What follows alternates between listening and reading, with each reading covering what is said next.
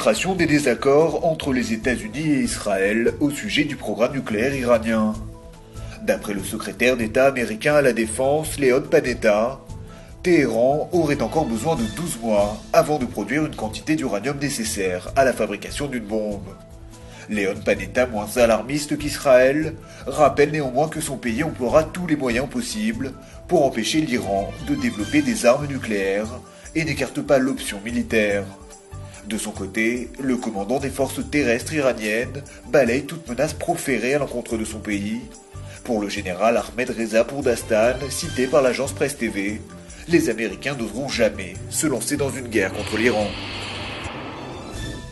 13 ans que Khaled Meshaal n'avait pas foulé le sol jordanien, conséquence de son expulsion du royaume hachémite. Le chef du bureau politique du Hamas se trouvait à Amman dimanche, où il a effectué un retour plus que remarqué, aux côtés du prince héritier du Qatar, Tamim bin Hamad Al Thani. L'occasion pour l'actuel patron du Paris Saint-Germain de jouer les entremetteurs entre le Hamas et le roi Abdallah II de Jordanie. Reste que si le souverain hachémite n'entend pas offrir de sanctuaire au mouvement islamiste palestinien, la rencontre a servi de tremplin à une possible réconciliation.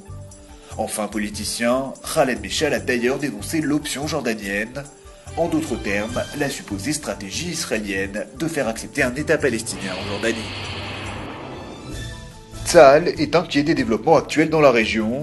L'armée de l'air en particulier considère que sa suprématie est clairement menacée.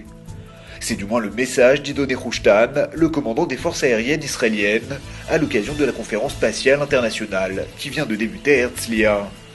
Face à la course aux armements menée par l'Iran et la Syrie, Ido Nehushtan tire donc la sonnette d'alarme, mais justifie aussi l'acquisition prochaine par Tsahal de nouveaux avions de combat et de systèmes antimissiles. À propos de la Syrie, le commandant de l'armée de l'air israélienne ne se montre pas rassurant. Il explique que malgré les troubles, le régime de Damas continue de recevoir des armements sophistiqués, des armements susceptibles d'atterrir à tout moment entre les mains du Hezbollah. Les autorités israéliennes étudient la possibilité de construire un chemin de fer entre la côte méditerranéenne et la mer Rouge. Un projet ambitieux que souhaite mener personnellement le Premier ministre israélien Benjamin Netanyahou.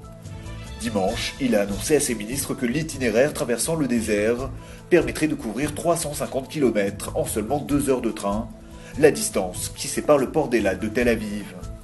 Pour les autorités israéliennes, la voie ferrée permettra aussi de transporter des marchandises de l'Europe vers l'Asie, sans passer par la mer. Avant cela, il faudra trouver un financement à hauteur de 2 milliards de dollars, mais d'ores et déjà, plusieurs entreprises chinoises se seraient positionnées sur ce projet.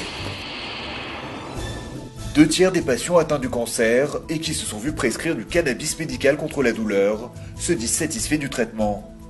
C'est ce que révèle une étude menée en Israël par le centre hospitalier Tel HaShomer près de Tel Aviv. Une étude menée sur 264 patients et qui révèle que 64% d'entre eux ont signalé une amélioration significative de leur qualité de vie. 56% des patients interrogés notent également une amélioration dans leur capacité à gérer la douleur. Pour l'instant, le cannabis est surtout utilisé pour traiter les cancers du poumon, du sein et du pancréas. Mais dans certains cas en Israël, il est aussi prescrit pour apaiser les sensations de nausée et les douleurs neurologiques.